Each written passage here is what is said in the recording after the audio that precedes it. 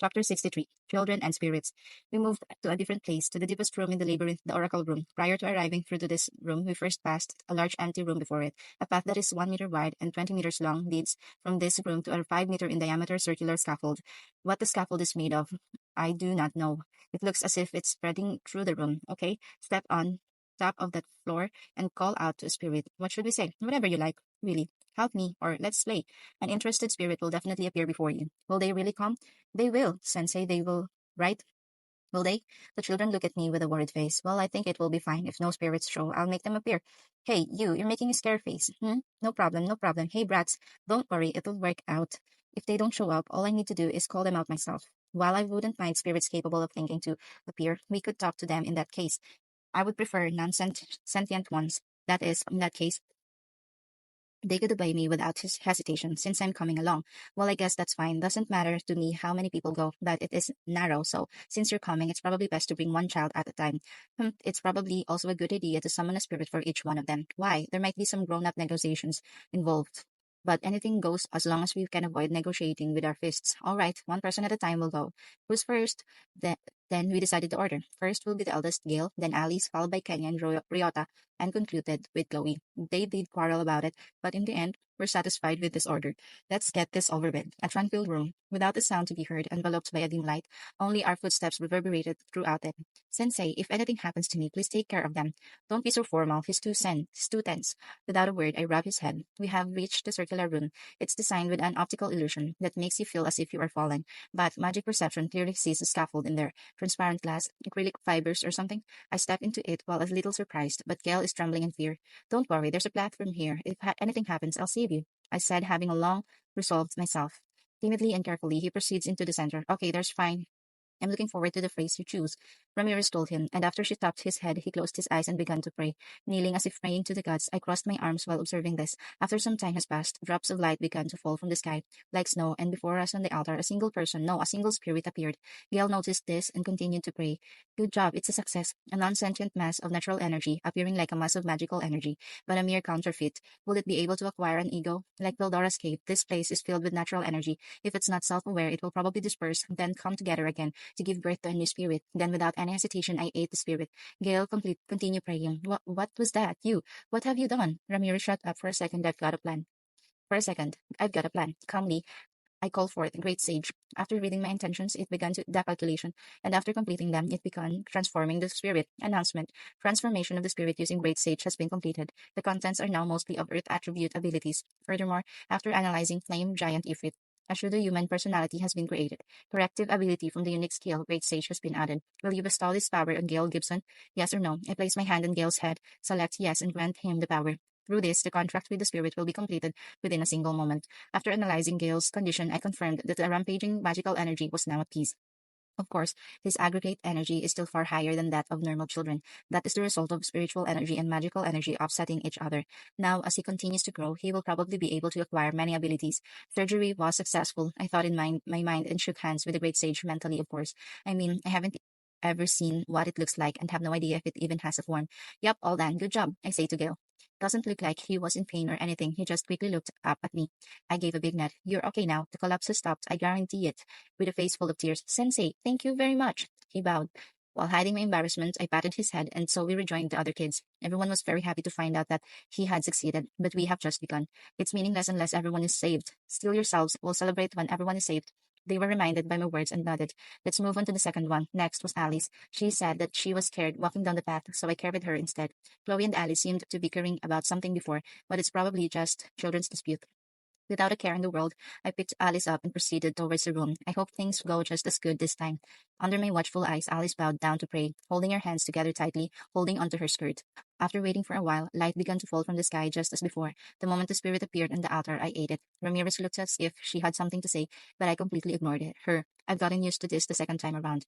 Announcement. Transformation of the spirit using Great Sage has been completed. The contents are now mostly of sky attribute abilities. Furthermore, after analyzing Flame Giant Ifrit, a truly human personality has been created. Corrective ability from the unique skill Great Sage has been added. Due to the excellent affinity it has fused with Shadow Step and evolved into spatial transfer. Will you bestow this power on Alice Rondo? Yes or no? Seems like my ability has evolved after coming in contact with the spirit. What an unexpected occurrence. I granted the ability to Alice. Oh, by the way, barrier has changed into spatial barrier, but I cannot give it to Alice. I wonder if her affinity with it it, with it is just bad or something. Well, it's all a skill she can just acquire on her own someday. Alice, well done. You're fine now. I held her up in my arms and said. She smiled wildly and kissed me on the cheek. Oi, oi, what a precious precor- precocious child. I mean, should I even be happy to be popular with 7-year-olds? Nah, I'm happy. Just remember, I'm a gentleman, not some perverted lolicon. Thanks. She bowed in thanks, and we returned to the rest of the group. The moment I put her down, she began to quarrel with the furious Chloe. But I guess that just shows how close they are. I returned to the circular room with Kenya. Now I feel confident things are going smoothly. Just 3 left. In worst case scenario, I had planned to summon the spirits myself and grant them to children, but there was no need for that. But I am glad there's only 3 left. Transforming the spirits takes up a surprising amount of energy. I should be able to manage 3 more. The moment Kenya started praying, I mean, he hasn't even closed his eyes yet. Light began falling from the sky. What? That's a mass of energy, far larger than the ones that appeared for the other 2. And there stood a human-shaped spirit, a boy. Yo, how's life? I'm good. I felt like coming over, so I did, and extended a casual greeting. You, why did you just come to someone's house uninvited? Ramirez, her eyes wide, asked that of the child spirit. Seems like they know each other. Yo, who's that? To my question without waiting for Ramirez's introduction. Oh, Sue, I am the spirit of light. Unlike that depressing and fallen descendant of darkness spirit, I am a pure spirit, he said. After this introducing ourselves, we continued the discussion.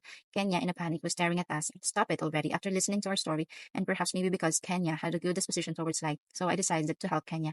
It's how it happened. Generally, light and darkness spirits have the highest social standing, and they're the highest grade of spirits. Seems like he's also capable of bestowing divine protection into heroes. In the first place, Ramirez and him are supposed to do that together, but that rarely happens. The last time we blessed a hero together was, what, 2,000 years ago? That's what he said. After Ramirez got really bored and decided to become an evil spirit, bestowing divine protection became his job. A pointless discussion, but it seems that Ramirez has inherited herself from previous generations. She used to reign as the queen of fairies, but after reaching the pinnacle of power beyond which she could not progress, she decided to split herself. And to each one of these clone children, she gave a sense of self. Thus, when they would grow up, they could perhaps surpass the original, the flaw being their weakness during childhood. A race that continuously strove to grow out of weakness. Among all the demon lords, only she possesses such hereditary abilities. Random outbursts of anger are expected from the selfish Ramirez, but their relationship can be described in only one word: terrible. Doesn't it seem like most of demon lords are selfish? Can't say that all of them are like that, but so far. So until Kenchan grows up, I'll be protecting you. Maybe Kenchan, you can even become a hero. Saying so, and without waiting for permission, he entered Kenya. Much too quickly, Kenya's body completely stabilized. Sensei, it's okay, all according to plan. Whose plan? I retorted to myself. Just remember, me. If you let it get to you, you lose. Things are going smoothly. Though Kenya seemed to doubt my words, he did believe the fact that his condition stabilized. After returning to the rest of the group, he explained the situation himself. Somehow he seems to have matured a bit. Next would be Ryota. What spirit would the weak-willed Ryota summon? It would be bad if he doesn't appear. I worry. Just as previously, he bowed to pray before the altar. He walked down the narrow path by himself, seemed spirited enough. Now what will happen? Immediately, an emerald light fell from the sky, drawing thousands of helices. Before anything strange could happen, I ate it. According to the analysis, it's water and wind. A 2-element spirit. You've done well, Ryota. The rest is up to Great Sage. Announcement. Transformation of the spirit using Great Sage has been completed. The contents are now mostly of heat manipulation ability and transformation ability. Furthermore, after analyzing Flame Giant Ifrit, a Shuddha human personality has been created. Corrective ability from the unique skill Great Sage has been added. Due to excellent affinity, it has fused with cloning. Attempted to evolve into quantum manipulation. Failed. Will you bestow this power on Sakaguchi Ryota? Yes or no? Cloning is something that is very difficult to use without Great Sage support, so even if I grant it to him, he probably won't be able to use it. Well, whatever. On that note, quantum manipulation, I have no idea what such a skill could do. In the first place, can it teach me the basic concepts of this skill? I'd be happy if it could. If I investigated its concepts, I may be able to replicate its effects. Unlike the system of this world that people ardently study magic, my abilities are far more unreasonable. That is, if I explain the concept behind the skill in depth to the great sage, it could create a system to make it usable. Well, what's impossible is impossible. However, perhaps that's why the evolution had failed. In any case, I was able to successfully bestow the spirit and Ryota, and so only one person left. The last person, Chloe, was very afraid to walk there, so I carried her over. She was very happy. Seems like she lied about her fear. Sensei, I love you. Read to her ears, she told me. She so told me. I also like her, if she chooses, of course, to say the same after 8, no, 10 years. I wish I had such a problem in my past life. A pitiful existence, not a day together with a girlfriend, a pitiful man. However, as a result, I was able to acquire that wonderful great sage skill. So it's a fair trade, probably not. But how nice. Children are so honest. That's something they can only do when they are in school. While past middle school, they are often too embarrassed to say anything though. But it was never too late for me. I mean, if something never even started, it can't be too late. But let's forget about me for a second. Unfortunately, I became a little flustered upon hearing her words. Now, what kind of spirit will she summon? She's the last one, not a time for failure. Like everyone else, she bowed to pray. That's when things started to change. Should I call it that? For example, something did fall from the sky, an oppressive aura, and a beautiful girl with silver black hair. It had the vitality and befitting a spirit. Is she some astral existence, abandoned her flesh and lives as a mass of energy? Rather than a spirit, she radiates some form of soul energy. At this rate, she will dissipate. To prevent her dissipation, she either needs something to bind her soul or to reincarnate into some body. Without a body, would need to create some system for keeping her here, which isn't simple even for a high level spirit. That girl, celestial maiden, suddenly saw me and grabbed onto me and locked her lips around mine. Unfortunately, as a ghost, she has no texture, a real shame. Such a beautiful girl. Even if she was a ghost, I would never. I mean, what's going on? The celestial maiden, with a look full of disappointment, moved towards Chloe. Stop! I won't let you. I won't let you do as you please. Suddenly, Ramirez held up both of her hands, prepared for combat.